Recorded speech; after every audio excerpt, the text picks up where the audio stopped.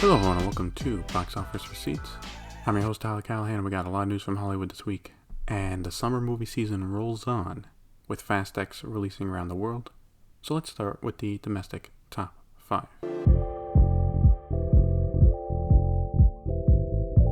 Opening in first place, no surprise, is Fast X with 67 million. Dropping down to second place is Guardians of the Galaxy Volume 3 with 32.7 million. For a total of 267.2 million. In third place is the Super Mario Bros. Movie, which keeps chugging along with 9.8 million, for a total of 549.2 million. Fourth place was the Book Club, The Next Chapter, with 3 million, for a total of 13.1 million. And in fifth place was Evil Dead Rise, with 2.4 million, for a total of 64.1 million. So for Fast X, it opened just a little lower compared to the $70 million opening weekend F9 had back in 2021. The issue here is Fast X cost about $140 million more to make. So unless it legs it out domestically and internationally, it's going to lose money. Reviews have been mixed, but nothing too bad, so we'll see how it holds up. At the very least, if this does decent numbers, then it shows to Universal people are still interested in the franchise. They just need to rein in the budget. Obviously, some of it was COVID related, but still, it does need to come down for Fast 11. In China, Fast X opened in first place with 53.1 million for a total of $80.5 million. It should be noted it opened midweek, so it got an early head start. In second place was Godspeed with 10.6 million for a total of 139.4 million. Dropping to third place was Guardians of the Galaxy Volume 3 with 9.3 million for a total of 74.5 million. Fourth place was Too Beautiful to Lie, which debuted with 6.4 million. And in fifth place was Born to Fly with 4.1 million for a total of 115.8 million. So on paper, Fast X did good, becoming the biggest Hollywood film to debut there this year. However, compared to the rest of the franchise, not so great. For reference, F9 debuted in China back in 2021 with $128.2 million for a $215.3 million finish. Fast X will probably get to around $140-150 million, but unless it does amazing, it is not hitting anywhere close to $200 million, and for the past few films, the franchise has relied heavily on China. So overall, in context of Hollywood films this year, it's great. In context of the franchise, not so much. Looking at the international numbers, Fast X made $251.4 million for a worldwide opening weekend of 319 million. That would be great if, again, it wasn't for the fact the budget is over $340 million. With that kind of budget, it needs to make like $800 million minimum to start seeing a profit at the box office. Will it do that? Gonna be close. Also, the opening weekend of Fast X, the franchise has passed the milestone of earning $7 billion worldwide, making the fifth franchise to do so. Others include the MCU, obviously, and the Wizarding World. Guardians of the Galaxy Volume 3 made another $48.8 million for a worldwide total of $659.1 million. This film will at least make it to $800 million worldwide. Evil Dead Rise earned $3.4 million for a worldwide total of $141.1 million. And the Super Mario Bros. Movie earned $17.1 million for a worldwide total of $1.24 billion. We sadly start off the news in Hollywood with a sudden death. Ray Stevenson has passed away at the age of 58. He died in Italy with no word on what happened. He has been in numerous films, including the Thor series, RRR, as well as shows like Rome and Vikings. He is also set to appear in the upcoming Ahsoka show as well. 58 is still pretty young and sad to see. May he rest in peace, and thoughts and prayers for his family during this time. Taking a look at the writer's strike, Deadline is exclusively reporting that Marvel Studios is pausing production for Thunderbolts. Filming was set to start in June in Atlanta, but now filming will start when the strike is over. This makes sense because, as mentioned before, yes, if they have a finished script, they can start filming, but they can't make any changes to the script during filming. If they want to wait until after the strike, then that doesn't become an issue. And it's not just Marvel films going on pause. Deadline reports that filming in Los Angeles is down 51.5% compared to this time last year. So while some things are still being filmed, the industry is starting to slow down significantly. As for some studio thoughts on the matter, Lionsgate CFO Jimmy Barge has said that they do not expect any financial impact from the strike, provided it's only 3 months. They have already calculated their finances based on a 3-month writer strike, and with everything they have lined up, they can withstand that with no issue. This is based on how long it took for the last writer strike to end. I assume all the studios have factored in a sizable strike period into their financials. The question is, how do their financials hold if it goes longer than expected? Paramount is moving some of their animation films around. The animated Teenage Mutant Ninja Turtle movie moves up 2 days from August 4th to August 2nd. It will now open up on a Wednesday. As for their upcoming animated Transformers movie, Transformers 1, well, that is now leaving the summer window next year, being pushed from July to September 13th, 2024. Its main competition now will be Beetlejuice 2, coming out the weekend before it. Cineworld has announced that they expect to exit Chapter 11 bankruptcy on July 11th. This comes as the court has approved their restructure plan, and a majority of the lenders have also agreed to it as well. No word yet on if this means any further theaters being sold off, closed, or if there will be layoff. Hopefully there won't be. In a casting update, Deadline is exclusively reporting that Gabriel Basso is in talks to join Clint Eastwood's film Juror Number 2. You would know him from the lead role in The Night Agent, which has clearly become a breakout role for him.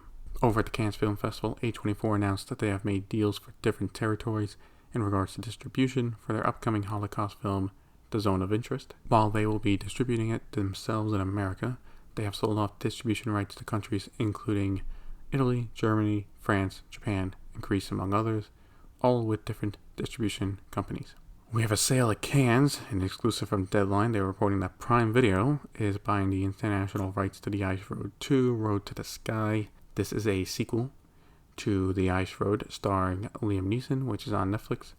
The sequel does have Neeson returning, and for about $17 million, Prime Video gets everything internationally except Germany, where a different distributor has bought the film. From the article, it's not clear if Prime Video will also get the domestic rights to the film. I would think so, like the first one's on Netflix here, and it's not like the sequel's going to go to theaters.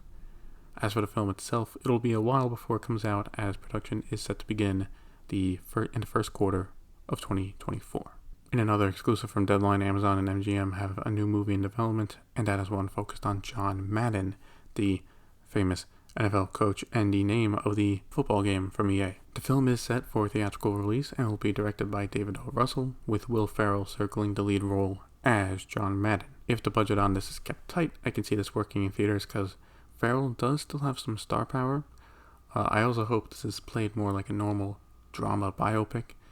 We don't need the normal Ferrell overacting like it's a comedy. I hope for his sake he changes it up a bit and plays it more seriously, because he can do it. He's done it before, just not often. We actually have an update on the live-action Minecraft movie from Warner Brothers, with Deadline exclusively reporting that Matt Berry is in talks to star opposite Jason Momoa, so he would be the main antagonist of the film. At this point, this has been in development for so long, I just want to see how they do a live-action Minecraft movie. It's still set to come out April 2025. Warner Brothers this week released a new trailer for Barbie, and it still looks good. Like, it's no Oscar winner or anything, but it does look like a great summer movie with some laughs. We start off VOD Premium this week with DirecTV, as we now know what will happen with the NFL Sunday Ticket for commercial customers like restaurants and bars. This was the remaining question after YouTube TV bought the rights for the package from the NFL. So what happened is, earlier this year, the NFL formed Everpass Media with the purpose of it to manage the distribution of Sunday Ticket for commercial customers. And now, DirecTV has made a deal with Everpass Media to keep the rights to Sunday Ticket and to continue selling it to commercial customers. This makes the most sense for everyone, as a lot of commercial customers besides restaurants and bars, but including hotels and casinos, already have DirecTV equipment set up for stuff like Sunday Ticket. This makes it real easy for them, as they just have to renew their contract. And DirecTV must be happy about this, as they're able to keep some of that Sunday Ticket revenue coming in. Amazon has announced that Citadel has been renewed for a second season, with David Well coming back as showrunner, and Joe Russo will direct all episodes. The company also announced that Citadel has become the second most watched original series internationally. It has been noticeable that the show has been big in India and a few other countries, has not made much of an impact in the United States. For the show being renewed, it's not surprised that they are doing a second season. They're kind of forced to. With reports with how messy production was for the first season, along with a ballooned production cost and hyping it up as a new franchise with multiple local spin-offs, you can't just cancel all of it after one season. That would look like a massive failure. I hope they learn from their mistakes, make a stronger second season, a bit on budget, and if that works, they should be able to start production on the spin-offs. Starting this week, Netflix is bringing its password crackdown to the United States. As for the cost, it'll be $7.99 per month to add another user to the account if they do not live with you.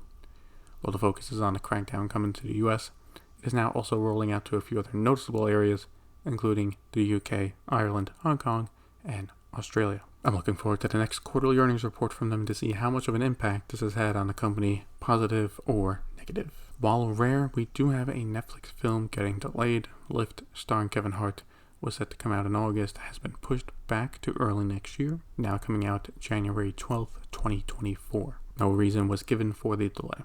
Netflix also went shopping at Cannes, with Deadline exclusive reporting that they have bought the North American rights to May-December.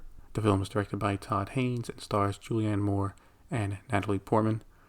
It is a bit odd that they only went with the North American rights, but to be fair, that alone cost them $11 million, so maybe they thought it wasn't worth the buy for the rest of the markets. From Paramount, we now know June 27th is the launch date of the updated Paramount Plus with Showtime service.